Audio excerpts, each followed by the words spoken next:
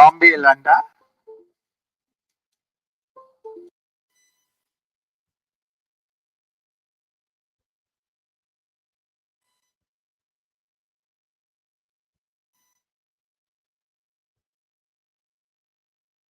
Testing 1 2 3 1 2 3.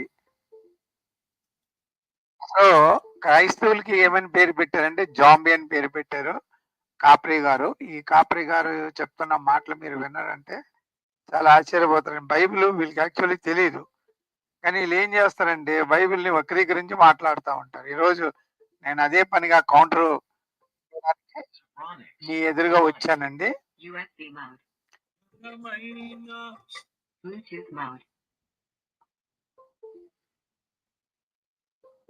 కాబట్టి ఆ విషయాలు ఒక 10 నిమిషాలు మీతో డిస్కస్ చేస్తానండి. మీరు గమనించండి ఎలాగా వాళ్ళు వక్రీకరించి మాట్లాడి బైబిల్ని చాలా బ్యాడ్గా రిట్రీట్ చేస్తారనమాట. బ్యాడ్గా ట్రీట్ చేస్తారు. బైబిల్ని వక్రీకరించి ఇంకో రకంగా మాట్లాడుతారు.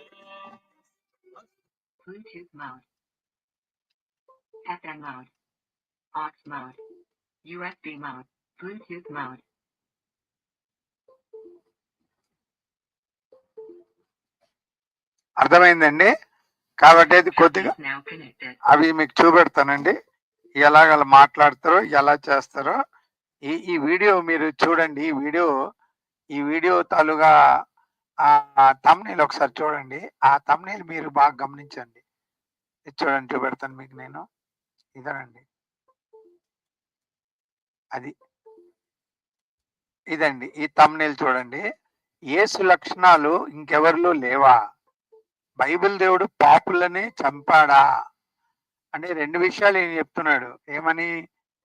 యేసు లక్షణాలు ఇంకెవరిలో లేవా? యేసు లక్షణాలు ఇంకెవరిలో ఎలా ఉంటాయండి చెప్పండి? ఈ ప్రపంచంలో ఒకరి లక్షణాలు ఒకరికి ఎప్పుడూ కలవు. సామాన్యంగా చూస్తే యేసుకున్న లక్షణాలు ఈ ప్రపంచంలో ఎవరికి లేవు. మరి యేసు లక్షణాలు ఎవరికి లేవా అంటే దానికి ఎవరైనా చెప్తారు చెప్పండి? యేసు ఫస్ట్ ఆఫ్ ఆల్ ఆయన పరిశుద్ధుడు. ఆయనకున్న లక్షణాలు ఇంకోళ్ళకి ఎలా ఉంటాయి చెప్పండి? మీరు చెప్పండి. ఆయన అడగడం ఏమైనా అర్థం ఉందా చెప్పండి? నలుగురు కూర్చొని ఏవో మాట్లాడుతూ ఉంటారనమాట. ఆ మాట్లాడినంత మాత్రంలో అది ఏదో సంథింగ్ చాలా బెటరు, ఏదో మనం మంచి ఇన్ఫర్మేషన్ ఇస్తున్నామని వాళ్ళు చూపెడతారు. కానీ ఏం మంచి ఇన్ఫర్మేషన్ ఇస్తారు చెప్పండి? సంథింగ్ చాలా బెటరు, ఏదో మనం మంచి ఇన్ఫర్మేషన్ ఇస్తున్నామని వాళ్ళు చూపెడతారు. కానీ ఏం మంచి ఇన్ఫర్మేషన్ ఇస్తారు? ఏ మంచి ఇన్ఫర్మేషన్ ఇస్తారు చెప్పండి? బైబిల్ నుంచి అంతా తప్పుడు మాటలే చెప్తారు, కానీ మంచి ఇన్ఫర్మేషన్ వాళ్ళు ఏమైనా ఇస్తారా? ఎవరు?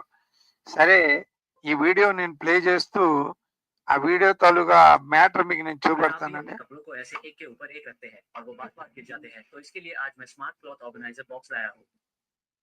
ఒకసారి ఎక్కిన తర్వాత మీరు చేతులు కడుక్కోండి, కాళ్ళు కడుక్కోండి, పైనుంచి కింద దాకా స్నానం చేయండి, ఫరక్ పడదు. ఇది కూడా అంతే. మీరు ఏడీబీసీల ద్వారా నమ్మారా, లేకపోతే ఇంకా వేరే వేరే వాటి ద్వారా నమ్మారా, దేని ద్వారా నమ్మినా కానీ దీన్ని మీరు పూరిలోకి ఎక్కించుకున్న తర్వాత మీ నమ్మకం, ఆ మూలం ఏదైతే ఉందో దేని ద్వారా నమ్మారో అది అబద్ధం అని తెలిసినా దీన్ని వదలలేరు మీరు. ఇప్పుడు ఇతనికి ఏడీబీసీల పుట్టక ఇదిరా నాయన, నువ్వు దీన్ని ఆధారం చేసుకొని వెళ్ళావు కదా, ఇది అబద్ధం అని తెలిసింది, మరి వెనక్కి వస్తావంటే చాలా కష్టం అండి వెనక్కి రావడం. దీని లోపలికి లోతుగా వెళ్ళని వాళ్ళు ఏమన్నా అదృష్టం ఉంటే బయటకు వస్తారేమో, కానీ కొంచెం అన్న బాగా ఇట్లా పోయిన వాళ్ళు అనమాట. అంటే ఎవరైనా యేసు ప్రభుని నమ్ముకుంటే వాళ్ళు వెనక్కి వస్తారా రాదా ఆయన అంటున్నాడు. అసలు యేసు ప్రభుని ఎందుకు నమ్ముకుంటారు చెప్పండి? యేసు ప్రభు నిజమైన దేవుడు కాబట్టి నమ్ముకుంటారు. మరి వెనక్కి వచ్చేది ఏంటి అర్థం? అంటే దేనికోసమని వెళ్ళారు? నిజమైన దేవుడు అనే కదా వెళ్ళారు. మరి నిజమైన దేవుడు తెలిసిన తర్వాత ఎవరండి విడిచిపెట్టేస్తారు చెప్పండి? ఎవరండి విడిచిపెట్టేస్తారు చెప్పండి? ఎవరు విడిచిపెట్టరు కదా. అది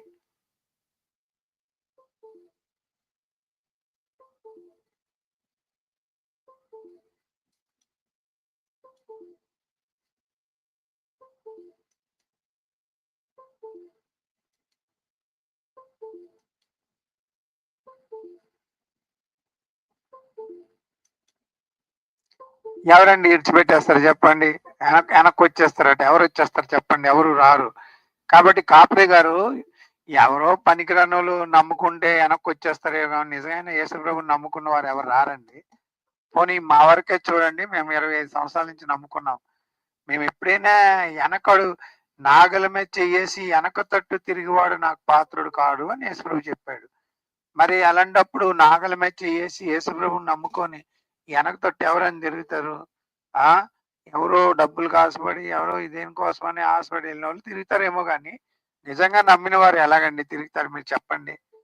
సో కాబట్టి మీరు ఇచ్చిన ఎక్స్ప్లెనేషన్ అది కరెక్ట్ కాదు. ఆ ఎప్పుడు మీరు చూసినా ఇది అబద్ధం అబద్ధం అబద్ధం అని చెప్తుంటారు. మీరు అబద్ధం అండి, సరేనండి. ప్రపంచం అంతా ఎన్నో మంది నమ్ముకున్నారు. అబద్ధం ఎట్లా అవుతుంది? అనమాట నమ్ముకున్న వాళ్ళు నమ్మడానికి కారణం ఏదైతే ఉందో అదే అబద్ధం అని తెలిసినా వెనక్కి రారు తిరిగి.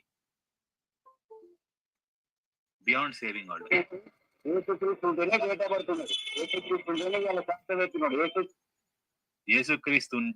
డేట్ ఆఫ్ బర్త్ ఉంది, యేసుక్రీస్తు ఉంటేనే ఉన్నాడు అని చెప్పి చెప్తున్నారు. యేసు డేట్ ఆఫ్ బర్త్ గురించి మనం చేసాం కదా అంతకుముందు 3 రోజులు క్రిస్మస్ అప్పుడు లైవ్. యేసు ప్రభు ఉంటేనే డేట్ ఆఫ్ బర్త్ ఉండని కరెక్టే కదా. యేసు ప్రభు లేకపోతే ఏడీబీసీ ఉండదండి. ఏడీబీసీ లేనిది గ్రిగోరియన్ క్యాలెండర్ ఉండదండి. గ్రిగోరియన్ క్యాలెండర్ లేనిది ఎవ్వరు కూడా ఈ లోకంలో డేట్ కూడా రాయలేరు. మీరే చెప్పండి, గ్రిగోరియన్ క్యాలెండర్ తప్పించి ఇప్పుడు అన్ని దగ్గర వాడుతున్న ఈరోజు డేట్ ఎంత? ఈరోజు డేట్ అంతా 3 ఫిబ్రవరి 2025 కదా. ఆ డేట్ ఎక్కడి నుంచి వచ్చిందండి? గ్రిగోరియన్ క్యాలెండర్ నుంచే వచ్చింది కదా. మరి గ్రిగోరియన్ క్యాలెండర్ అంటే ఏంటి? యేసు ప్రభు ఉన్న క్యాలెండరు అని అర్థం. గ్రిగోరియన్ క్యాలెండర్ ఎవరండి డిజైన్ చేశారు? ఆయన డిజైన్ చేశారు కదా. ఒక క్రైస్తవుడు, ఒక ఫాదర్, డయానసిస్ అని ఒక ఫాదర్ డిజైన్ చేశాడు. కాబట్టి ఏసీబీసీ ఏడీబీసీ ఉంటేనే క్యాలెండర్ తయారైంది. ఆ క్యాలెండర్ లో యేసుక్రీస్తునే కొలమానంగా తీసుకున్నారు. ఈ ప్రపంచంలో ఎన్నో మంది పుట్టారు, వాళ్ళు ఎవరైనా కొలమానంగా తీసుకున్నారో చెప్పండి? తీసుకోలేదు. కాబట్టి ఆడు చెప్తుందో కరెక్టే. పాస్టర్ ఇచ్చిన ఇన్ఫర్మేషన్ రైటే, కానీ కాపరి గారు ఎటకారం చెప్తారు అన్నమాట. కొంచెం ముందుకు వెళ్దామండి. క్రిస్మస్ అప్పుడు లైవ్ 3 మీకు మొత్తం ఆయన డేట్ ఆఫ్ బర్త్ కి వీటన్నిటికీ హిస్టరీ ఏంటి, హిస్టారిసిటీ అంతా కూడా టోటల్ గా వచనాలతో పాటు ఆర్టికల్స్ తో పాటు మొత్తం ఎదురుగా పెట్టే తీసుకొచ్చి. ఓకే, దీనికి పాపం ఏడి అంటే తెలియదు అనమాట. బీసీ అంటే బిఫోర్ క్రైస్ట్, ఆ తర్వాత ఆఫ్టర్ క్రైస్ట్ అని చెప్పేసి అనుకుంటున్నాడు. సో ఏడి అంటే యానో డొమిని అండి, ప్రభువు సంవత్సరం అని అర్థం అనమాట. యానివర్సరీ అంటారు కదా మనం, మ్యారేజ్ యానివర్సరీ అని, డెత్ యానివర్సరీ అని, ఇట్లా అట్లా అనమాట. యానో అంటే సంవత్సరము, డొమిని అంటే ప్రభు, అక్కడి నుంచి వచ్చింది. అక్కడి నుంచి వచ్చిందని ఈయన చెప్తున్నాడు. యాని డొమిన్ అంటే ప్రభు. అంటే ఆ క్యాలెండర్ ఎవరు సంబంధించింది? యేసుక్రీస్తుకి సంబంధించింది. ప్రపంచంలో యేసుక్రీస్తుకి సంబంధించిన క్యాలెండర్ అందరూ వాడుతున్నారు. ఇంకే క్యాలెండర్ వాడుతున్నారు చెప్పండి? ఎన్నో క్యాలెండర్లు. సంతోష్ కండపూడి గారు చెప్పారు ఎన్నో క్యాలెండర్లు ఉన్నాయి. అవునండి, ఎన్నో క్యాలెండర్లు ఉండొచ్చు, కానీ యేసుక్రీస్తు క్యాలెండర్ కదా అందరూ వాడేది ఇప్పుడు. మరి మీరు ఎవరైనా ప్రపంచంలో యేసుక్రీస్తు calendar, me date of birth కూడా యేసుక్రీస్తు క్యాలెండర్ మీద రాయబడుతుంది. కంప్యూటర్స్ కూడా అవి కూడా గ్రిగోరియన్ క్యాలెండర్ నే ఫాలో అవుతారు. ప్రపంచంలో అందరూ గ్రిగోరియన్ క్యాలెండర్ ఫాలో అవుతారు. ఆ గ్రిగోరియన్ అనేవాడు ఒక ఒక ఒక బిషప్ అండి. ఆ బిషప్ గారు తయారు చేశారు. అది అతను తయారు చేశాడు ఏడీబీసీ. ఓకేనా, అర్థమైందా? కావాలంటే గూగుల్లో మీరు సెర్చ్ చేయండి. ఎన్నో క్యాలెండర్, శాఖా క్యాలెండర్, మన భారతదేశం క్యాలెండర్ శాఖా క్యాలెండర్ అండి. చైనా క్యాలెండర్లు ఉన్నాయి, మరి యూరోపియన్ ఇస్లాం క్యాలెండర్ ఉంది, యూదుల క్యాలెండర్ ఉంది. ఎవరు క్యాలెండర్ ఫాలో అవుతున్నారు చెప్పండి? ప్రపంచం అంతా రోమన్, గ్రీక్ క్యాలెండర్లు ఉన్నాయి కరెక్టే, కానీ ఎవరు క్యాలెండర్ ఫాలో అవుతున్నారు? కేవలం యేసుక్రీస్తు క్యాలెండరే ఫాలో అవుతున్నారు. ఈ ప్రపంచంలో ఎన్నో మంది పుట్టారు, చనిపోయారు, కానీ యేసుక్రీస్తు క్యాలెండర్ ఎందుకు ఫాలో అవుతున్నారు చెప్పండి? ఇప్పుడు మీ డేట్ ఆఫ్ బర్త్ చెప్పాలంటే మీరు డేట్ ఆఫ్ బర్త్ ఎవరి మీద డిపెండ్ అయింది? యేసుక్రీస్తు మీద డిపెండ్ అయ్యి ఉంది. పోనీ మీకు ఒక ఓపెన్ ఛాలెంజ్ ఇస్తున్నాను. యేసుక్రీస్తు క్యాలెండర్ వాడకంట, గ్రిగోరియన్ క్యాలెండర్ వాడకుండా మీ డేట్ ఆఫ్ బర్త్ రాయండి. మీరు రాసి చూపెట్టండి చూద్దాం. ఏ రాస్తారు, ఏ డేట్ రాస్తారు చెప్పండి? యూదుల క్యాలెండర్ ప్రకారం 5784 సంవత్సరాలు అయిందట. అదేనా ఎవరైనా ఫాలో అవుతారా? Follow hour. ఇస్లాం క్యాలెండర్ ప్రకారంగా ఇంకేదో డేట్ ఉంటుంది. ఈ మన ఇది జ్యేష్ఠ ఆషాఢం మాసముల ప్రకారంగా మన హైందవ క్యాలెండర్లు చూస్తే అసలు ఏ అర్థం లేకుండా ఉంది. ఏ క్యాలెండర్ ప్రపంచంలో ఎవరు యాక్సెప్ట్ చేయరు. కేవలం యేసుక్రీస్తు క్యాలెండరే. ఎందుకంటే ఆయనే యుగ పురుషుడు, ఆయనే సమస్తం. ఈ మాటని ఒప్పుకోవడానికి డైజెస్ట్ చేయలేని కొద్దిమంది ఉన్నారు. కాపరి వారు వాళ్ళు డైజెస్ట్ చేయలేరు. కాబట్టి లైవ్ ఎప్పుడు లైవ్ చేస్తా ఉంటారు, అబద్ధాలు చెప్తా ఉంటారు. మీరు అబద్ధాలు చెప్తా ఉండండి, మేము మీకు కౌంటర్ ఇస్తా ఉంటాం. నా పేరు మాస్టర్ రాజు, నేను ఎప్పుడు కౌంటర్ ఇస్తూనే ఉంటాను. మీరు అలాగ అబద్ధాలు చెప్తున్నాను, మేము అలా నిజం చెప్తుంటాను. పాత నిబంధనలో యేసుక్రీస్తు లేడట, వీళ్ళు బైబిల్ చదివేశారు, వీళ్ళకి తెలిసిపోయిందట. ఎందుకు లేడు? నేను నిరూపిస్తా పాత నిబంధనలో యేసుక్రీస్తున్నాడు అని. అసలు బైబిలే చెప్తుంది, యేసు ప్రభు చెప్పాడు నా కోసం పాత నిబంధనలో రాయబడి ఉన్నావని. మీ మాట నమ్మాలా, యేసు ప్రభు మాట నమ్మాలా? చెప్పండి, పోనీ మీరే చెప్పండి. మీ మాట నమ్మాలా, యేసు ప్రభు మాట నమ్మాలా? ఇంకా కొంచెం ముందుకు వెళ్దామండి, వీడియో ఒకసారి చూడండి. అంటే ప్రభు అక్కడి నుంచి వచ్చింది. బీసీ అంటే బిఫోర్ క్రైస్ట్ అంటారు. అది ఆగస్టు గురించి సరే అంటారు. ఈ చరిత్ర నమ్మనప్పుడు వాళ్ళతో నిబంధనలు మనం ఆర్గ్యుమెంట్ చేయడం వృధా, టైం వేస్ట్ అన్నమాట.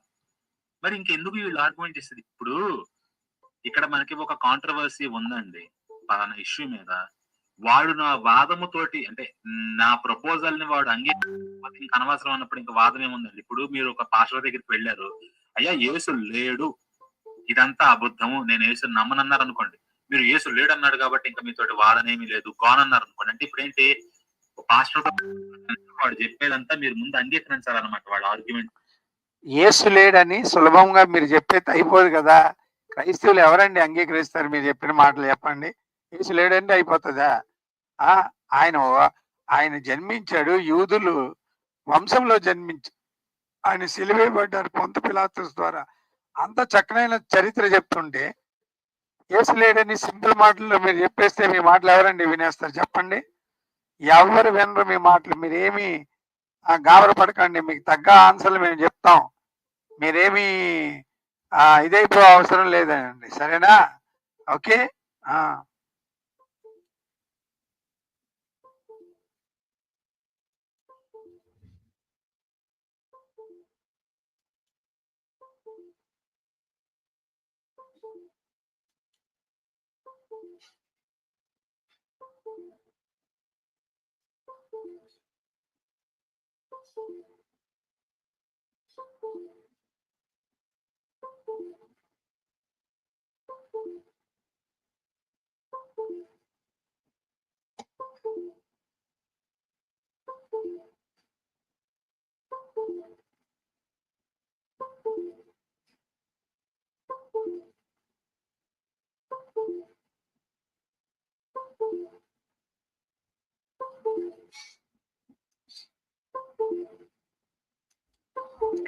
కాబట్టి మీకు నేను చూపెడతానండి, అలాగేమి లేదు. యేసు క్యాలెండర్ ని ఫాలో అవుతేనే నువ్వు డేట్ రాయగలవు, లేకపోతే ఏ క్యాలెండర్ లో కూడా నువ్వు డేట్ రాయలేవు. ఓకేనా? ఈయన మాటలు చూడండి ఎట్లా మాట్లాడుతున్నాడు. కాపరి గారు చాలా విచిత్రమైన మాటలు చెప్పాడు, అవి నేను మీకు చూపెడతాను చూడండి.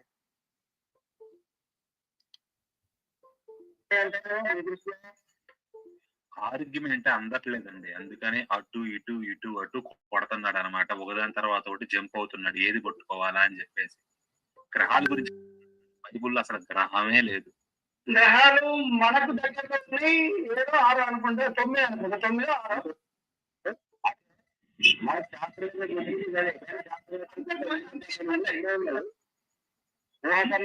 మన తెలిసినదే నిజం అనుకోవడం తప్పనమాట. ఆధారాలు లేవని భూమి ఆకాశము నక్షత్రాలు అన్ని గ్రహాలు దేవుడు తయారు చేసాడని ఆది కాండంలో ఉంది. గ్రహాలే లేవట, గ్రహాల గురించి లేవట బైబిల్లో. వీళ్ళ గ్రంథాల్లో ఉన్నాయి గ్రహాల కోసం అని. అన్ని అబద్ధాలు చెప్పుకోవడమే ఉన్నాయి. అసలు ఈ గ్రహాలు ఎవరు కనిపెట్టారండి? గలీలియో కనిపెట్టాడు టెలిస్కోప్ తో చూసి. ఎవరైనా కనిపెట్టారా చెప్పండి? గ్రహాల కోసం నక్షత్రాల కోసం అని లేవా? అన్ని నక్షత్రాల కోసం బైబిల్లో ఉన్నాయి. అవి తమ కక్షల్లో తిరుగుతున్నవని కూడా యోబు గ్రంథంలో ఉన్నాయి. లేవే లేవట. ఏం లేవు? నేను చూపెడతాను యోబు గ్రంథంలో ఉన్నాయని. మీకు నేను చూపెడితే ఏమిస్తారు చెప్పండి? యోబు గ్రంథంలో గ్రహాల కోసమని ఉన్నాయి, ఆ కక్ష కోసమని ఉంది, ఆర్బిటల్ కోసమని ఉంది, నక్షత్రాల కోసమని ఉన్నాయి, భూమి కోసమని ఉంది, ఆకాశం కోసమని ఉంది, సూర్యుని కోసమని ఉంది, జలముల కోసమని ఉంది. మీరు బాగా చదివితే కదా మీకు బైబిల్ తెలియడానికి. తెలియదు మీకు. ఆధారాలు ఇవ్వని వాడు దేవుడు లేడని అందుట్లో ఒకదానికి ఒకటి విభేదాలు ఉన్నాయి, లేని వాటి గురించి మనకు కాదు మనం అంటుంది, ఉన్న విభేదాలనే మాట్లాడుతున్నాం. ఇప్పుడు 66 పుస్తకాలు అంటారండి. ఏ విధంగా 66? ఎక్కడైనా చెప్పిందా బైబిల్ 66 అని పలానా పుస్తకంలో? మరి ఎవడు తెచ్చింది? ఎవడో తెచ్చాడు కదా 66 పుస్తకాలని. అది మనం క్వశ్చన్ చేస్తుంది. ఏ విధంగా 66 ఫిక్స్ చేసావరా? ఓకే, అలా అనుకున్నా దాదాపుగా ఒక 1000 ఏళ్ళు 73 పుస్తకాలు ఉండేటి. మరి వాటి సంగతి ఏంటి? ఎవడు చెప్పాడు 73 అని? ఓకే, 73 అని ఉంటే తర్వాత వచ్చి 66 అని నువ్వే అడుగు. మళ్ళీ వీళ్ళు ఒకళ్ళ తర్వాత ఒకళ్ళు పలానా అగ్రిమెంట్ కి వచ్చి వాళ్ళకి వాళ్ళు చీలిపోయారండి. చీలిపోయి ఎవడికి వాడు నేనే కరెక్ట్. 66 పుస్తకాలు, ముందు 73 పుస్తకాలు ఉండే, 66 పుస్తకాలు. 66 పుస్తకాలు అయితే మీకు వచ్చిన ప్రాబ్లం ఏంటండి? కొన్ని మెకబెత్, కొన్ని గ్రంథాలు టోబిట్, మెకబెత్, ఆ గ్రంథాలు తీసేశారండి. తీసేసినంత మాత్రంలో మీకు వచ్చిన ప్రాబ్లం ఏంటి? మాకు కావలసిన గ్రంథాలు ఏంటంటే సృష్టి క్రమము, మోషే రాసిన 5 గ్రంథాలు, తర్వాత ఇజ్రాయెల్ చరిత్ర, తర్వాత ప్రవక్త గ్రంథాలు, తర్వాత యేసుక్రీస్తు ఒక సువార్త, తర్వాత కొత్త నిబంధనలో యేసుక్రీస్తు ఒక ఆ రాజ్యము ఎలా విస్తరింపబడ్డది, ఏ గ్రంథాలే మాకు కావాలా. మాకు వేరే గ్రంథాలతో మాకేం పని అండి? ఉంటేటి ఉండబోతే ఏంటి? ప్రకటన గ్రంథం మాకు ఇంపార్టెంట్, అది కావాలి. అన్ని గ్రంథాలు పరిశీలించి ఏదైతే క్రైస్తవానికి అవసరమో ఆ గ్రంథాలే పెట్టుకున్నారు. అది ప్రొటెస్టెంట్ గ్రంథాలు, ప్రొటెస్టెంట్ బైబిల్ అంటారు. 66 గ్రంథాలు చాలు. ఇప్పుడు ఇందులో తీసివేయడానికి కానీ కలపడడానికి కానీ ఏది అవసరం లేదు. ఇవన్నీ ఎవరు చేశారు అని మీరు అనుకుంటే దేవుడే, పరిశుద్ధాత్మ దేవుడే నడిపించాడు. నిసిగా ఎలిషపాల్ గారు వందనాలండి. మీకు అర్థమైందా? దేవుడు నడిపించాడు. మాకెందుకండి ఈ గ్రంథాలు ఎన్ని ఉండాలి, అన్ని ఉండాలి, ఎన్ని ఉండాలి మాకు తెలీదా? మా గురించి మీరేంటి అండి చెప్పేది? మీ గ్రంథాలు మీరు చదువుకోవాలి, కానీ మా గ్రంథాల గురించి మీరేంటి చెప్పేది? ఇన్ని ఉండాలని ఎవరో డిసైడ్ చేద్దా? మా పెద్దలు ఉంటారు, డిస్కస్ చేసుకుంటారు. దేవుని ద్వారా రచించిన గ్రంథాలన్నీ ఉంచుకున్నారు, మిగతావన్నీ పక్కన పెట్టేశారు, అవసరం లేదు. నేను ఒక దగ్గర చదివాను, ఎలా అంటే దేవుడు అని మాట్లాడిన గ్రంథం తీస్తారు, దేవుడు ఉన్న మాట ఉన్న గ్రంథాలు తీసుకున్నారు. అదనమాట. మీకు అర్థమైందా? పరమగీతాల్లో, విలాప వాక్యాల్లో దేవుడి గురించి ఉన్నాయి కాబట్టి పెట్టుకున్నారు. అదే వాడు నేనే కరెక్ట్, నాదే కరెక్ట్, మిగతా వాళ్ళందరూ నరకానికి అని చెప్పేసి ఊర గట్టిగా అరుస్తారు. ఇదే జరిగేది క్రైస్తవంలో. ఎవడు ఇష్టం వచ్చినో పెట్టుకున్నారు. స్టార్టింగ్ లో సువార్తలు కూడా ఎవరికి నచ్చిందో వాళ్ళు రాసుకున్నారు. తర్వాత అందరూ కూడబలుక్కున్నారు.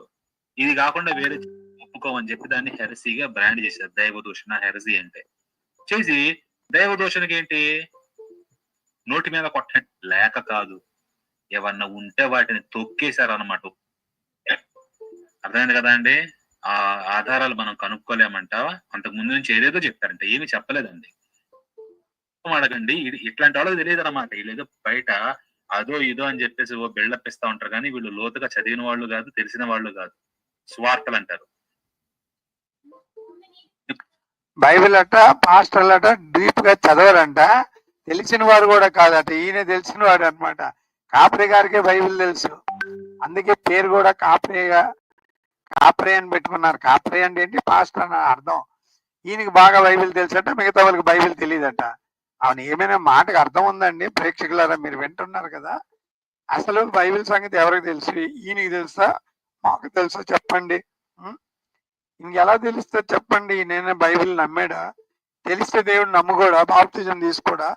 పాప క్షమాపణ పొందుకోడా? యేసుక్రీస్తు రక్తంలో పాప క్షమాపణ లేదంటాడు, పాత నిబంధనలో యేసుప్రభు లేదంటాడు. నేను చివరిగా చెప్తాను, పాత నిబంధనలో యేసుప్రభు ఉన్నాడు అని మీకు నిరూపిస్తాను. ఈయన మాటలు ఎలా ఉన్నాయి చూసారా మీరు? ఎంత లేవు అని చెప్తా ఉన్నాడు అనమాట. అలాగలాగ లేవు అని చెప్పేస్తారు చెప్పండి. అలాగే ఈజీగా ఎలా చెప్పేయగలరండి లేవని? అసలు బైబిల్ అనేది ఒక అద్భుతమైన గ్రంథం. పాత నిబంధనలో యేసుక్రీస్తు ఉన్నాడు. అసలు అన్ని గ్రంథాల్లో కూడా ప్రతి దగ్గర కూడా యేసుక్రీస్తు ఉన్నాడని యేసుక్రీస్తు తన సొంత మాటల్లోనే చెప్పాడు. మరి ఆయన మాటలు మాకు ఇంపార్టెంట్ కాదా? మీ మాటలు ఇంపార్టెంటా? చెప్పండి. యూదులో పనికిరాని గ్రంథాలు రాశారు తాల్ముడ్ అనేది మాకు ఇంపార్టెంటా? మాకు 4 సువార్తలు ఇంపార్టెంట్ కాదా? 4 సువార్తలు ఎవరు రాశారు? యేసుక్రీస్తుతో పాటు ఉన్న శిష్యులు రాశారు. అది మాకు ఇంపార్టెంట్ అవునా కదా చెప్పండి? ఆ మీ గ్రంథాలు మీరు చదువుకోవాలి కానీ మా గ్రంథాల మీద పడే అర్థం ఏంటండి? పైగా మాకే తెలియదని చెప్పడం ఏంటి? చాలా ఫన్నీగా లేదు? యోహాన్ అన్నారు కదా, ముందు ఈ వచనాలన్నీ కూడా వద్దాము. అదేనమాట ప్రైమ్ ఎజెండా. పార్ట్ అంతా కూడా ఈ వచనాలు పరిశీలించడం ఉంటుంది. ఇది ఈ రోజు కొన్ని చూద్దాము. అయితే సువార్తల విషయానికి వస్తే మత్తయి, మార్కు, లూకా, యోహాను, ఆ తర్వాత అపోస్తల కార్యాలు వచ్చినాయి అన్నారు కదా. సో ఈయనకు తెలియదు. మనకు అంతకుముందు చెప్పాము. ఫస్ట్ మార్క్ వచ్చింది, ఆ తర్వాత మత్తయి, ఆ తర్వాత లూకా, ఆ తర్వాత యోహాన్ వచ్చినాయి. వీటన్నిటికన్నా ముందు పత్రికలు కొన్ని వచ్చినాయి అన్నమాట మనకి.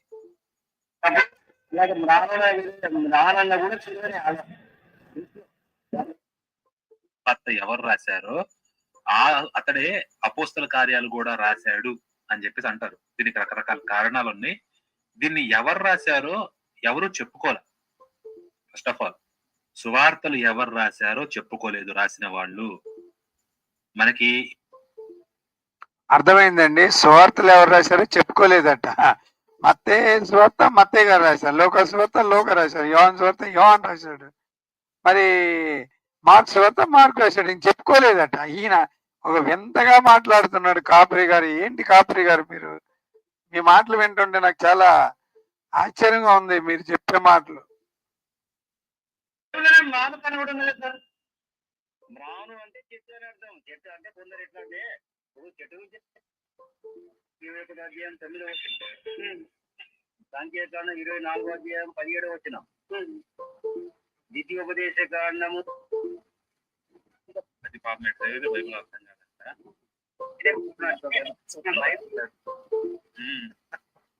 ఆత్మీయార్థం అండి, ఆత్మీయార్థం.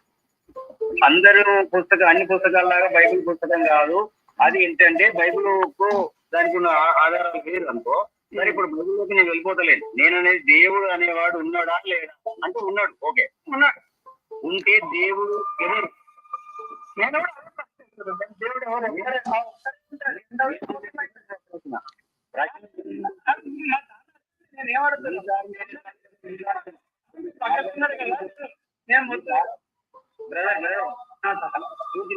మీ పూర్తి పేరేంటి? నా పేరు అమర్నాథ్ గౌడ్. అమర్నాథ్ గౌడ్. అమర్నాథ్ గౌడు. అయితే నేనేమంటానంటే ఉంటున్నావు, అందుకే అమర్నాథ్ అయినా ఏ నాథ్ అయినా నేనేమంటానంటే అమర్నాథ్ అయినా శ్రీనాథ్ అయినా గురునాథ్ అయినా ఎవరైనా మనం నిజమైన దేవుడు ఎవరు కనుక్కోవాలి.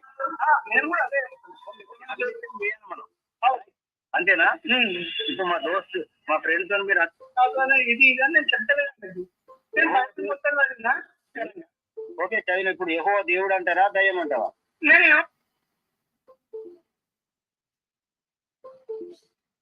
దేవుడు యేసు ప్రభు దేవుడు అనేది అవును కాదు అనేది ఇప్పుడు మనము అన్వేషణ చేయాలి. అంటే కాదు. ఇప్పుడు ఏంటంటే ఇది బైబుల్ ప్రకారమే చెప్పింది, నిజంగా ఒప్పుకున్నారని కాదు. కానీ ఏంటంటే ఈయన యెహోవా దేవుడు ఇప్పుడు యేసుగా అవునా కాదా అనేది మనం డిసైడ్ చేయాలని ఇట్లా తిప్పాడు అనమాట. సో అమర్ గారు మీరు గమనించండి, బైబుల్ ప్రకారం మీరు ఒప్పుకుంటున్నారని కాదు. అంతేనా? అయితే మీరు పెన్ను పేపర్ తీసుకోండి. నాకు కొన్ని విషయాలు తెలిసినాయి. అంతా దగ్గర చెప్తే మీరు రాసుకొని ఇది కూడా అన్వేషణ చేయండి. ఒకసారి రాసుకుని పెన్ను పేపర్ తీసుకోండి. నాకు టైం లేదు. 5 నిమిషాలలో ఈ విషయాలు చక్కగా చెప్పి నేను ముగిస్తా. నీకు ఇచ్చిన టైం కూడా టైం కూడా ముగిస్తా. లూకాసు వార్త 24వ అధ్యాయం 27వ వచనం. ఓకే, ఆది కాండం 3వ అధ్యాయం 15వ వచనం. ఆది కాండము 12వ అధ్యాయం 3వ వచనం. 22వ అధ్యాయం 18వ వచనం. ఆది కాండం 49వ అధ్యాయం 10వ వచనం. సంఖ్యాకాండం 21వ అధ్యాయం 9వ వచనం. సంఖ్యాకాండం 24వ అధ్యాయం 17వ వచనం. ద్వితీయోపదేశ కాండము 18వ అధ్యాయం 15వ వచనం. 2 సమూయేలు గ్రంథం 7వ అధ్యాయం 19 నుంచి 16 వచనాలు. ఆ తర్వాత యెషయా గ్రంథం 7వ అధ్యాయం 14వ వచనం. నువ్వు రాసుకో తర్వాత, నేను టైం లేదు. యెషయా గ్రంథం 9వ అధ్యాయం 6వ వచనం. అందులో కూడా యెషయా గ్రంథం 50వ అధ్యాయం 6వ వచనం. యెషయా గ్రంథం 52వ అధ్యాయం 13 నుంచి 15 వచనాలు. యెషయా గ్రంథం 53వ అధ్యాయం 12వ వచనం. యెషయా గ్రంథం 61వ అధ్యాయం 1వ వచనం. ఇర్మీయా గ్రంథం 23వ అధ్యాయం 5 నుంచి 6 వచనాలు. ఓకే. దానియేలు గ్రంథం 7వ అధ్యాయం 13 నుంచి 14 వచనాలు. దానియేలు గ్రంథం 9వ అధ్యాయం 24 నుంచి 26 వచనాలు. మీకా గ్రంథం 5వ అధ్యాయం 2వ వచనం. జకర్యా గ్రంథం 6వ అధ్యాయం 12వ వచనం. జకర్యా గ్రంథం 9వ అధ్యాయం 9వ వచనం. జకర్యా గ్రంథం 12వ అధ్యాయం 10వ వచనం. జకర్యా గ్రంథం 13వ అధ్యాయం 7వ వచనం. మలాకి గ్రంథం 3వ అధ్యాయం 1వ వచనం.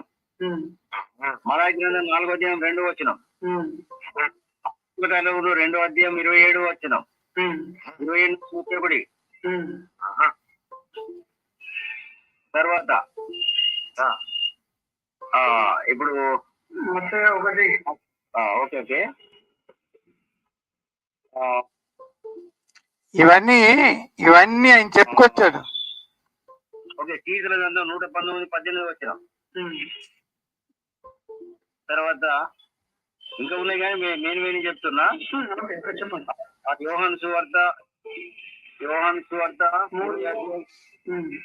22వ వచనం. తర్వాత అపోస్తల కార్యములు 16వ వచనం.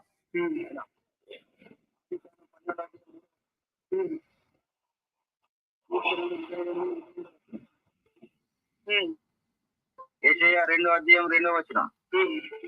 యెషయా 49 6వ వచనం. హోషేయ 2వ అధ్యాయం 23వ వచనం. మలాకి 1 11వ వచనం. తర్వాత మలాకి 6వ అధ్యాయం 19వ వచనం. ఇంకా కొన్ని ఉన్నాయి. అపోస్తల కార్యములు 9వ అధ్యాయం, అపోస్తల కార్యం 1వ అధ్యాయం 9 నుంచి 11 వచనాలు. ఇవి చాలా ఇంకా కొన్ని ఉన్నాయి. ఇవైతే చూడండి. తర్వాత మళ్ళీ నేను మీకు డౌట్ ఉంటే క్లియర్ చేస్తాను. నాకు ఇచ్చిన టైం అయిపోయింది. ఇప్పుడు మనం బైబుల్ కొత్త నిబంధనలో యేసు సిలువ వేయబడింది, జ్ఞానం వేయబడిందా? సిలువ మరణం పొందిందా, జ్ఞానం మరణం పొందిందా? సిలువ మీదనే మరణించాడు. బైబుల్ ఓకే, అర్థమైందా? ఎన్ని చెప్పాడు అతను? ఇవన్నీ కూడా యేసు ప్రభు కోసమని ఉన్నావని చెప్పాడు. చాలా చక్కగా చెప్పాడు. అందులో యెషయా గ్రంథము 7వ అధ్యాయం 14వ వచనం చెప్పాడు. సంఖ్యాకాండం 24వ అధ్యాయంలో చెప్పాడు. మలాకి గ్రంథము 3:1 చెప్పాడు. మలాకి గ్రంథం మరి అందులో కూడా చెప్పాడు. జకర్యా గ్రంథంలో చెప్పాడు. చాలా దగ్గర చెప్పుకొచ్చాడు కదా. అన్ని యేసు ప్రభు కోసం చెప్పాడు. నెక్స్ట్ 3వ అధ్యాయంలో కూడా చెప్పుకొచ్చాడు. 3వ అధ్యాయం ఆదికాండం 3వ అధ్యాయం 15వ వచనంలో కూడా యేసు ప్రభు కోసమనే ఉంది. అసలు మొత్తం బైబిల్ అంతా యేసు ప్రభు కోసమనే ఉంది. ఇంత చక్కగా యేసు ప్రభు కోసమని ఎలాగున్నది చెప్పండి. అందుకే యేసు ప్రభు చెప్తాడు, నా కోసమనే మీ యొక్క గ్రంథాల్లో రాయబడి ఉంది, మీరు చెక్ చేసుకోండి అని యూదులకి చెప్తాడు అనమాట.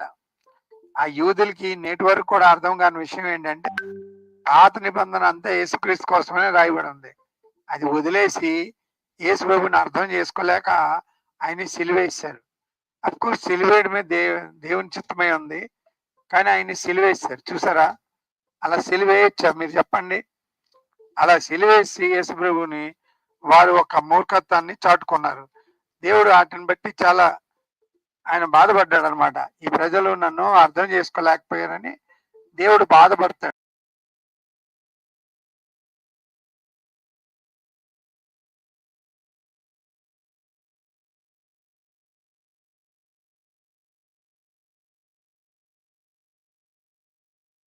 చూస్తే మీకు అర్థమవుతాయి.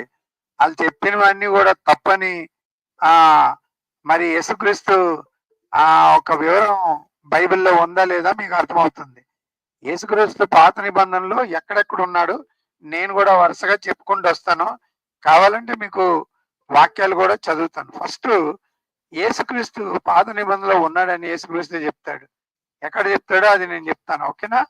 రైట్. యోహాను సువార్త 5వ అధ్యాయం. 5వ అధ్యాయము యోహాను సువార్త 5వ అధ్యాయం. అందరూ బాగా గమనించాలి. యోహాను సువార్త 5వ అధ్యాయము. యేసుక్రీస్తు అంటాడు చూడండి 5వ అధ్యాయంలో 46వ వచనంలో, అతడు నన్ను గురించి రాసెను గనుక మీరు మోషేని నమ్ముట వలన నన్ను నమ్మరు. మీరు మోషేని నమ్మనట్టయినా నన్ను నమ్ముదురు. మీరు మోషేని నమ్మితే నన్ను కూడా నమ్ముతారు. ఎందుకంటే మోషే ఎవరి కోసం రాశారు? యేసుక్రీస్తు కోసం రాశారు. కాపరి గారు ఈ లైన్లన్నీ దాచేస్తాడు, చదవడు అతను. నేను అదే చెప్తున్నాను మళ్ళీ. కాపరి గారు ఏం చేస్తారండి? ఇలా లైన్లు దాచేస్తాడు. మరి యేసుక్రీస్తు కోసం మోషే రాశాడంట. ఎక్కడ రాశాడు? ఎత్తబడిన సర్పము యేసుక్రీస్తే. మరి యాకోబు చూసిన నిచ్చెను యేసుక్రీస్తే. ఆ బండ నుంచి నీళ్ళు వచ్చేవి యేసుక్రీస్తే అని పౌలు గారు చెప్తారు. ఎత్తబడిన సర్పము కూడా యేసుక్రీస్తే అంటాడు అనమాట. యేసుప్రభు అంటాడా ఆ ఒక ఎడారిలో ఎత్తబడిన సర్పము కూడా నేనే అని చెప్తాడు. అందరూ ఆయన వైపు చూసి బ్రతుకుదురు. ఈరోజు ఎవరైతే యేసుప్రభు వైపు చూస్తారో వాళ్ళందరూ జీవిస్తారని చెప్తారు. చూడండి, పాత నిబంధనలు యేసుక్రీస్తు కోసం ఉందా లేదా అని మీకు చెప్తాం. తర్వాత చాలా మంది అంటారు కొత్త నిబంధనలో యేసుక్రీస్తు యెహోవా అని పేరు లేదని అంటారు. అసలు యెహోవా అని పేరు ఎందుకు లేదు మీకు ఎవరికైనా తెలుసా? అయితే యెహోవా అని పేరుతో యేసుక్రీస్తు ఈ భూమికి వచ్చాడు. ఈ భూమికి యేసుక్రీస్తు పేరుతోనే వచ్చాడు అతను. సారీ, యెహోవా నామంలో యేసుక్రీస్తు వచ్చాడు. అంటే యేసుక్రీస్తుకి ఇంకో పేరు ఉందన్నమాట. యెహోవా అనే నామం ఉంది. ఓకేనా? అర్థమైందా? మీరు నన్ను అంగీకరిస్తారు, నేను నా తండ్రి నామములో వచ్చి ఉన్నాను. 43వ వచనములో నేను నా తండ్రి నామములో వచ్చి ఉన్నాను. యేసు ఎవరి నామంలో వచ్చాడండి? తండ్రి నామంలో వచ్చాడు. అంటే ఆయన పేరేంటి తెలుసా? యేసుది యెహోవా అనే నామం ఆయనకు ఉందట. చాలా అద్భుతంగా ఉంది కదా. చాలా మందికి ఈ విషయాలు తెలియవు. అందరూ ఏమనుకుంటారంటే ఇదేదో డమాల్ మాటలు అనుకుంటారు. కానీ బైబిల్లో చాలా అద్భుతమైన మాటలు ఉండే. ఆ మాటలు ఈయన చెప్పడం. అర్థమైందా? నెక్స్ట్ ఇంకోటి,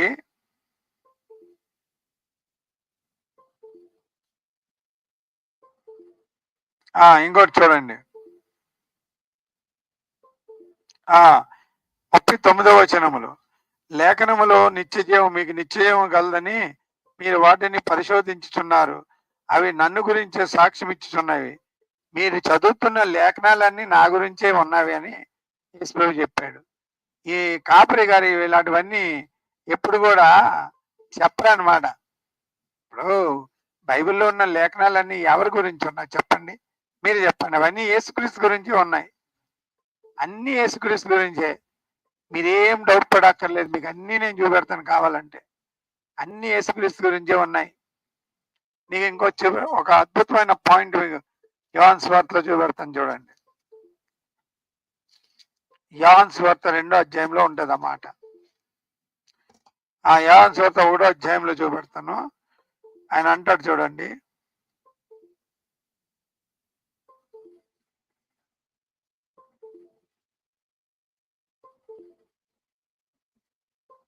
యాభై వచనం, 1వ అధ్యాయం 50వ వచనం. అందుకు యేసు అంజూరపు చెట్టు కింద ఉన్న నిన్ను చూచి తిని నేను చెప్పినందువలన నువ్వు నమ్ముతున్నావా?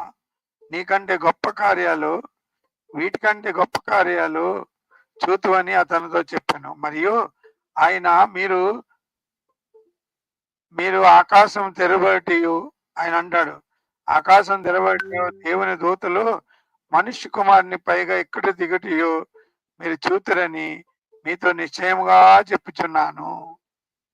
ఆకాశం తెరబడి దేవుని దూతలు యేసుక్రీస్తు మీద ఎక్కి దిగడం చూస్తారట. అంటే ఏంటి అర్థం? యేసుక్రీస్తే ఈ లోకం నుంచి పరలోకంకి వెళ్ళే ఒక నిచ్చెన లాంటి వాడు, యాకోబునిచ్చిన ఇతను. అదే యాకోబునిచ్చిన ఆది కాండంలో చూస్తాడనమాట. అదే నిచ్చెన ఈయన యేసుక్రీస్తు అనమాట. ఓకేనా, అర్థమైందా? ఇలాంటివి ఎన్నో ఎగ్జాంపుల్స్ ఉన్నాయి బైబిల్లో యేసుక్రీస్తు కోసమని. ఇందాక ఆ సహోదరుడు చెప్పినవన్నీ కూడా మీరు చూడొచ్చు, అన్ని కూడా కనబడతాయి. 53వ అధ్యాయంలో ఆయన బలి పశువుగా మరణం పొందాడని ఉంటది కదా, ఆయన చెప్పాడు చూడండి. 53వ అధ్యాయం యెషయా గ్రంథం 53వ అధ్యాయం 11వ వచనం. అతడు తనకు కలిగిన సేవకుడు జనుల దోషములు భరించుచు తన్నుకు తాను అనుభవ జ్ఞానం చేత అనేకులు నిర్దోషులుగా చేయును. ఈ ప్రపంచంలో అందరికీ నిర్దోషులుగా చేయబడి యేసు ప్రభు దేవుని గొర్రెపిల్ల అన్నమాట. మరి ఈ దేవుని గొర్రెపిల్ల ఎవరు చెప్పండి? 53వ అధ్యాయంలో ఎవరు ప్రజల పాపముల కోసమని చనిపోయిన వారు ఎవరు చెప్పండి? యేసుక్రీస్తు కోసమని కాదని ఒక పక్కన ఒకటి చెప్తున్నాడు. కాదా? యేసుప్రభు కోసమని కాదా?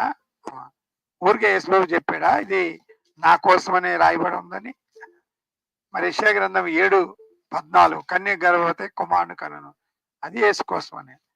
9:6లోను మనకి కుమారుడు అనుగ్రహించబడును, ఆయన ఈజ్ ద ఆల్మైటీ గాడ్ అని. కాబట్టి ఇక్కడ చాలా ఉన్నాయి, అన్ని దేవుని కోసమనే ఉన్నాయి. మొత్తం బైబిల్లోని యేసుప్రభు కోసం ఉన్నాయి. కీర్తన గ్రంథం 22వ అధ్యాయం చూడండి, శిలువ మరణం కోసం రాయబడి ఉంది. ప్రభు ప్రభు నువ్వు నన్ను ఎలా విడిచితివి. అక్కడ యేసుప్రభు వారు శిలువలో పలికిన ఆ ఒక లేఖనాల తలుగు మాటలు ఇక్కడ ఉన్నాయి చూడండి. నా దేవా దేవా నన్ను ఎలా నువ్వు విడిచితివి, అదే మాట అంటారు. లామా లామా సబాక్తా అని, దేవా దేవా నన్ను నువ్వు ఎలా విడిచితివి అంటే శిలువ మరణం పొందక ముందే కీర్తన గ్రంథం 22వ అధ్యాయంలో యేసుప్రభు కోసమని రాయబడి ఉంది. ఎన్నో రాయబడి ఉన్నాయి యేసుప్రభు కోసమని. మొత్తం బైబిల్ అంతా అదే, అన్ని అవే, టోటల్ బైబిల్ అంతా అదే. ఎంత కరెక్ట్ గా బైబిల్లో రాయబడి ఉన్నాయంటే బైబిల్ సరిగ్గా చదివితే కదా. కాపరి గారు మీరు చదవరు, పాత నిబంధనలు యేసు ఉన్నాడా అని ఒక హెడ్డింగ్ పెట్టేసి వీడియో రిలీజ్ చేశారు. మీరు ఒక్కరే మాట్లాడుకుంటున్నారు.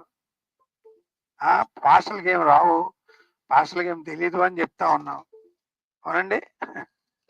110వ అధ్యాయం కీర్తన గ్రంథం. ప్రభు నా ప్రభుత్వ సెలవిచ్చింది, నా శత్రువులని బాధపీఠం కింద చేయబడే వరకు కుడిపార్శ్వమున కూర్చుండము. ఈ ప్రభు ఎవరు, ప్రభు ఎవరితో సెలవిచ్చారని దావీదు పలికిన మాటలు కూడా యేసుక్రీస్తు సంబంధమైంది. ప్రభు యెహోవా, ప్రభుతో మాట్లాడాడు. ఈయన కూడా ప్రభు, ఆయన ప్రభు అంటే ఈయన దేవుడు అని తెలుస్తుంది. యోహాను సువార్త 17వ అధ్యాయంలోను 5వ వచనంలో భూమికి పునాది పడక ముందు నుంచే నేను నీతో ఉన్నాను అని యేసుప్రభు చెప్తాడు. ఆ మహిమతో నన్ను మహిమపరచమా అంటాడు. అంటే భూమికి పునాది ముందే యేసుక్రీస్తున్నాడంటే యేసుప్రభు దేవుడు కదా. యేసుప్రభు దేవుడు, గ్రంథం అంతా యేసుప్రభు కోసం రాయబడి ఉంది. అర్థమైందా? ఇంకా చెప్పండి, ఇంకెక్కడ చెప్పాలి మీకు? నేను అన్ని దగ్గర కూడా మీకు చూపెట్టగలను. సంఖ్యాకాండంలో ఒకటి చూపెడతాను చూడండి. ద్వితీయోపదేశం 18వ అధ్యాయం అని చెప్పాడు కదా, 18వ అధ్యాయం 15వ వచనం అన్నాడు.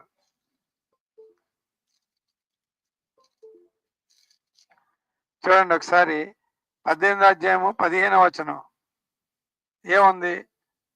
సమాజం అనేది నీవే చావకున్నట్లు మళ్ళీ నీ దేవుడైన యెహోవా స్వరము వినబడుగాక. 18వ అధ్యాయం కనబడుగాక. 18వ వచనం, నేను నీ కొరకే మీ వంటి ప్రవక్తను మీ కొరకే పుట్టించేదను, అతను నోటి నా మాట ఉంచేదను, నేను అతన్ని ఆజ్ఞాపించిన యావత్తు అతడు నాతో చెప్పాను, వారితో చెప్పాను. అతడు నా నామం చెప్పి నా మాటలు విని వాటిని దాని గురించి విచారణ చేయను. అంటే దేవుడు ఏమంటున్నాడంటే, నా మాట ఆయనకి చెప్తాను, ఆయన నా మాట ప్రకారంగా చేస్తాడు. అలాంటి వ్యక్తి మీలో నుంచే వస్తాడు. ఆయనే యేసుక్రీస్తు. ఇది ద్వితీయోపదేశం 18 అధ్యాయం 18వ వచనం చదువుకోండి. యేసుక్రీస్తు కోసం ఇవన్నీ. సంఖ్యాకాండం 24వ అధ్యాయము 24వ అధ్యాయంలో 24వ అధ్యాయంలో 17వ వచనం.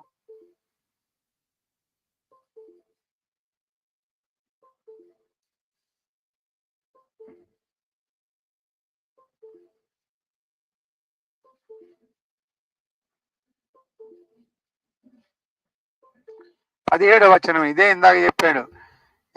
సంఖ్యాకాండం 24వ అధ్యాయం 17వ వచనం.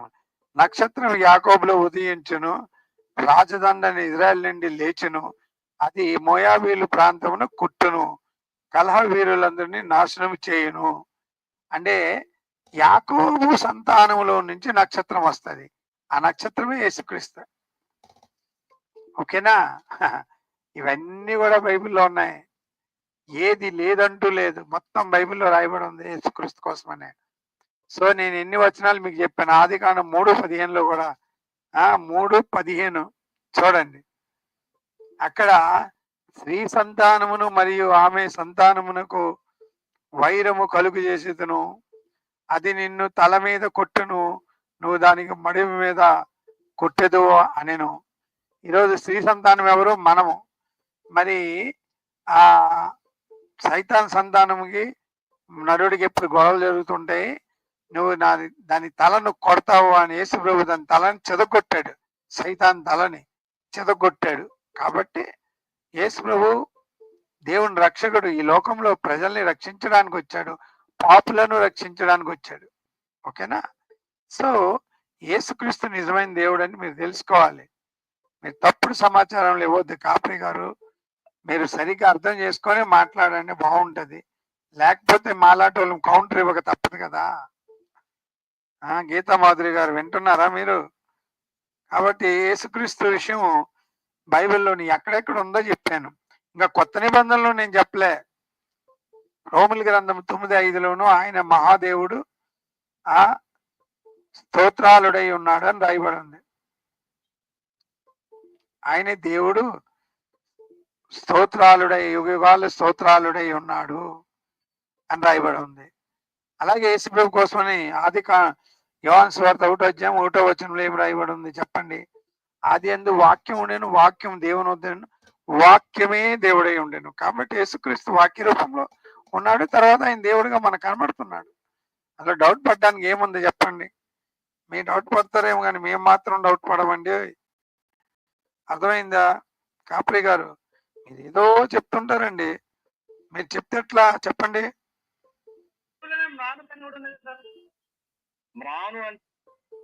అదే ఇప్పుడు ముందుగానే శిలువ మరణం అన్నది, తర్వాత రానికి మరణం అన్నది. విషయానికి వస్తే మత్తయి, మార్కు, లూకా, యోహాను, ఆ తర్వాత అపోస్తల కార్యాలు వచ్చినాయి అన్నారు కదా. సో ఇది తెలియదు మనకు. అంతకుముందు చెప్పాము. ఫస్ట్ మార్క్ వచ్చింది. అపోస్తలుడు అంటే అది కాదండి. యాక్చువల్ గా అపోస్తల కార్యాలు రాసింది లూక్. వచ్చేదరు మా వాడు కొండ మీద సిలువ వేయబడ్డాడు, అన్య జనులు అందరూ కూడా యేసు దగ్గరకు వస్తున్నారు, ప్రవచనం నెరవేరిందని చెప్పి ఇట్లా చెప్తారు. ఇది కాదండి. కీలకం కింద ఉంటాయి. ఆ కాలమున సియోనులో నుండి ధర్మశాస్త్రము, యెరూషలేములో నుండి యెహోవా వాక్కు బయలు వెళ్తుంది. ఇప్పుడు యూదుల ధర్మశాస్త్రం బయటకు వచ్చింది. ఓకే, యెరూషలేము నుంచి యెహోవా వాక్కు కూడా బయటకు వచ్చింది. మన దాకా వచ్చింది. ప్రపంచం అంతా వెళ్ళింది. ప్రపంచంలో అత్యధికంగా ప్రింట్ వేయబడుతున్న పుస్తకాన్ని కూడా వీళ్ళు చెప్పుకుంటున్నారు. సో కాబట్టి ఈ రెండు నెరవేరిపోయింది. నెక్స్ట్ అండి. కిరణ్ గారు ఒప్పుకున్నారండి. ఈ రెండు నెరవేర్చబడ్డావండి. ఎందుకంటే యెరూషలేము నుంచి ధర్మశాస్త్రం బయలుదేరింది, యెరూషలేము నుంచి బైబిల్ బయలుదేరింది. బైబిల్ అందరూ కూడా చదువుతున్నారు. అయితే ఆ ప్రవచనం నెరవేర్చినట్టుగా కదా. కాబట్టి థ్యాంక్స్ అండి కిరణ్ గారు. మీరు కొన్ని మాటలు కరెక్ట్ గా చెప్తారు, కొన్ని మాటలు తప్పు చెప్తారు అన్నమాట. కానీ కాపరి గారు అన్ని మాటలు తప్పు చెప్తారు, అన్ని వక్రీకరిస్తారు. ఆయన భాషలు వక్రీకరిస్తున్నారని చెప్తారు అతను. ఇప్పుడు ఇవన్నీ బయలువెళ్ళి జనములు గుంపులు గుంపులుగా వచ్చి యాకోబు దేవుని మందిరమునకు యెహోవా పర్వతమునకు మనము వెళ్ళుదుము రండి, ఆయన తన మార్గముల విషయమై మనకు బోధించును, మనము ఆయన త్రోవలలో నడుతుము అని చెప్పుకుంటారు. ఇది యేసు త్రోవలు అని వీళ్ళు చెప్పుకుంటున్నారు. ఇప్పుడు చెప్పుకుంటున్నారు, వీళ్ళు ఇజ్రాయెల్ యాత్రలు చేస్తారు, యెరూషలేం యాత్రలు చేస్తారు, బ్రహ్మాండంగా చేస్తారు. అంతే దినాలు రోజు ప్రతి ఒక్కళ్ళు చెప్తున్నారు. కానీ ఇక్కడ ఒకటండి, యాకోబు దేవుని మందిరానికి వీళ్ళు వెళ్ళడం లేదండి. ఎందుకంటే యాకోబు దేవుని మందిరం లేదు ఇప్పుడు. ఆయన యాకోబు దేవుని మందిరమే యేసుక్రీస్తు అండి. యేసుక్రీస్తు యాక్చువల్లీ దేవుని మందిరం. ఆయన అంటారు కదా, మీరు పడగొట్టడి 3 దినాల్లో నేను దీన్ని లేపుతాను అని అన్నాడు. ఆ 3 దినాల్లో లేపింది యేసుక్రీస్తు శరీరం. యేసుక్రీస్తు శరీరమే కొత్త నిబంధన ప్రకారంగా దేవుని మందిరము. మీకు అంత ఎక్కడ తెలుసండి? ప్రకటన గ్రంథంలో ఆ గొర్రె పిల్లయే దేవుని మందిరమై ఉన్నాడని రాయబడి ఉంది. గొర్రె పిల్లయే దేవుని మందిరము. ఇప్పుడు ఫిజికల్ మందిరాల కోసమని యేసుప్రభు మాట్లాడలే, ఆత్మీయ మందిరాల కోసమని మాట్లాడుతున్నాడు. ఫిజికల్ కన్స్ట్రక్షన్స్ కాదు. యేసుక్రీస్తు ఆత్మీయంగా మందిరం కట్టడానికి వచ్చాడు, హృదయాల్లో మందిరాలు కట్టడానికి వచ్చాడు. యేసుక్రీస్తు ఇట్ సెల్ఫ్ ఒక మందిరం అన్నమాట. మీకు తెలియదు అనుకుంటాను. ఆయనే మందిరము. గొర్రె పిల్ల అయ్యు ఆ మందిరం అయి ఉన్నాడు అని రాయబడి ఉంది ప్రకటన గ్రంథంలో. మీకు నేను అది చూపెడతానులే అండి. ఆ మాట చూపెడితే గానీ మీకు అర్థం కాదు. అవును, మీరు ప్రకటన గ్రంథం చదివితే కదా. మీరు పోయి మాతో ఫైట్ చేయడం అంటే, మేము 25-20 సంవత్సరాల నుంచి బైబిల్ చదివిన మీరు నిన్న మొన్న బైబిల్ చదివి మీరే మాకు పోటీ ఇవ్వడం ఏంటండి?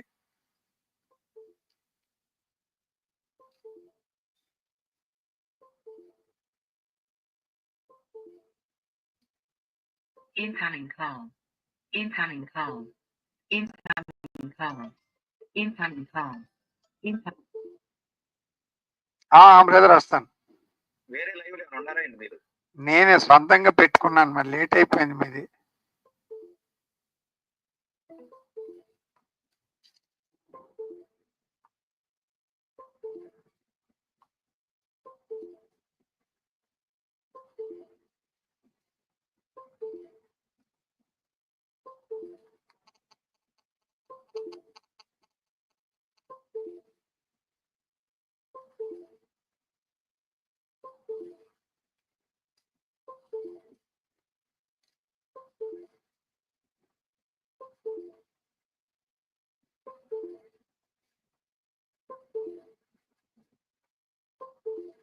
చూడండి, ప్రకటన గ్రంథము 21వ అధ్యాయం 22. సర్వాధికారి కాపురైన దేవుడు ప్రభువున గొర్రె పిల్లయు దానికి దేవాలయమై ఉన్నాడు.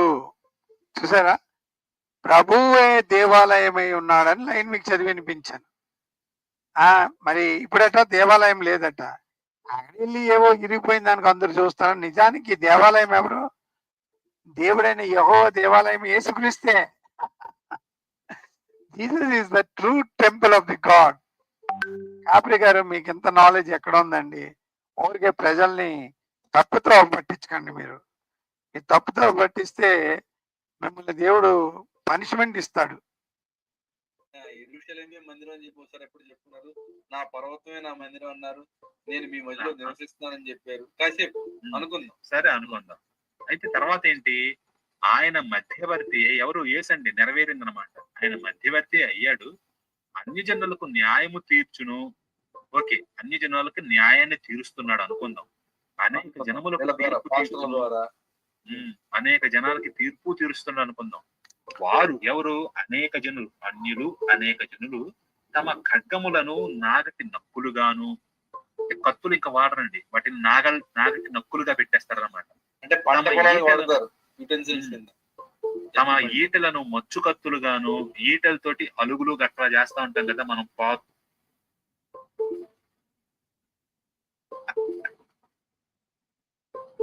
Recently, I was asked my new students, how many books you read in the last 12 months? యోసేపు వాళ్ళ ఇజ్రాయేలీలు వీళ్ళందరూ కూడా బాగా అభివృద్ధి చెందారా? ఎన్ని జరగలేదు? అది కూడా వాళ్ళకి ఆశీర్వాదమే. మరి ఇక్కడ యేసు అసలు మెన్షనే లేదండి. కనీసం యేసు గురించి అన్నట్లుగా అబ్రహాంకి బొచ్చెడు మంది పుట్టారు. యేసు గురించి అని ఏడుంది? వాడు చేస్తున్నారు కానీ. ఇది 12వది. దీని తర్వాత 22వ అధ్యాయంలో 18వ వచనం.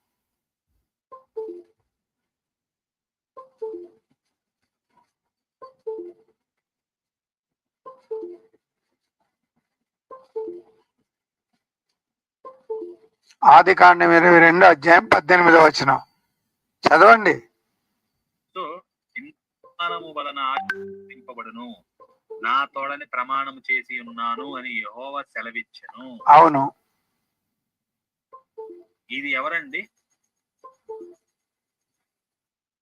ఇది ఎవరు? మీరే చెప్పాలి కాపరి గారు. అబ్రహాం సంతానం అండి. అబ్రహాం సంతానం ఎవరు? అబ్రహాం సంతానం అంటే యేసు కూడా వీళ్ళ ఇదంతా లెక్క వంశావళి ప్రకారం అబ్రహాం నుంచి వచ్చిన వాడే. ఇన్ దై సీడ్ అంటే ఇది యేసు గురించి మాట్లాడుతున్నారా?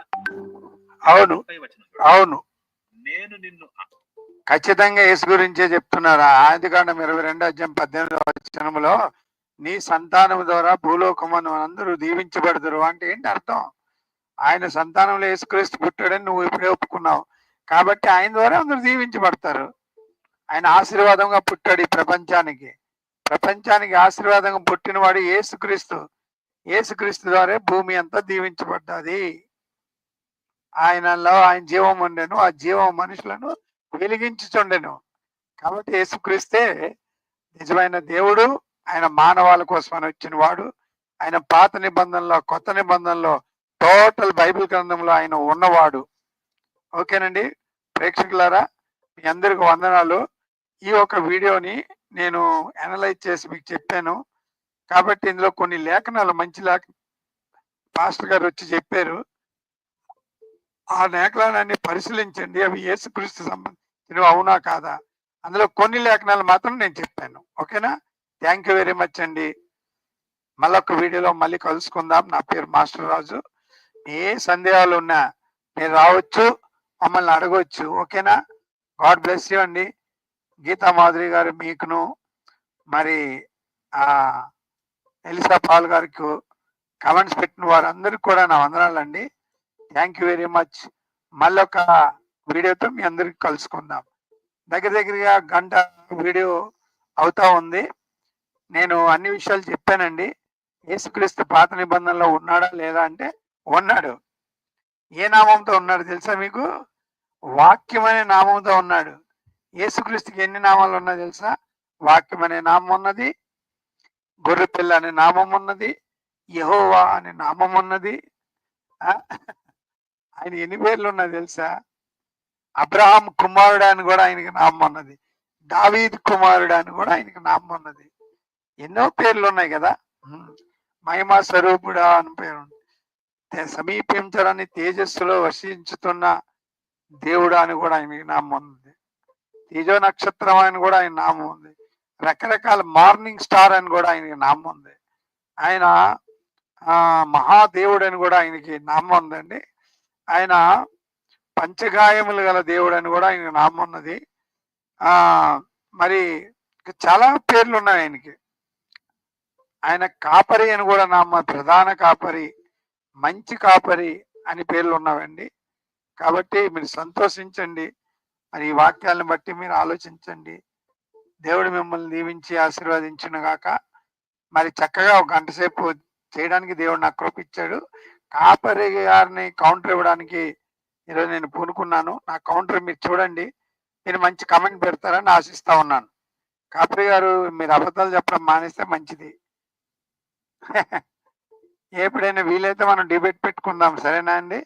పాత నిబంధన యేసుక్రీస్తున్నాడా లేడా, బైబిల్ని ఎలా అర్థం చేసుకోవాలి, బైబిల్ని ఆత్మపూర్వంగా అర్థం చేసుకుంటే బైబిల్ అర్థమవుతుంది. ఏదో ఫిజికల్ పుస్తకం లాగా దాన్ని అర్థం చేసుకుంటే అర్థం అవ్వదండి కాపరి గారు. ఓకేనా? God bless you. మీరు బాగా అర్థం చేసుకోవాలి, దేవుడు నమ్ముకోవాలని ఆలోచిస్తున్నాను. Thank you. దేవుడు ఆత్మ నీ మీదకి వచ్చును గాక, మిమ్మల్ని దీవించును గాక. Thank you very much and God bless you. Amen.